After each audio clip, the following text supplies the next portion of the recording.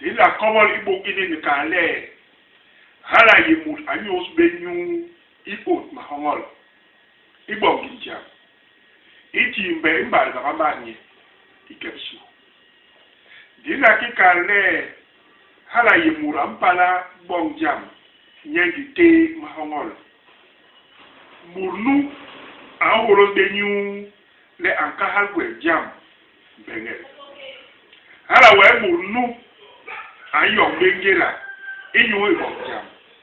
inyu o mahongol ikabi imura yehem aye murgi pe temkwet dina ka le aye lebe bu le babongo me manje sopo yengu John Moore ayen le ababang Moore tigale burba tibenya de pem burba yanye burba tehebele anye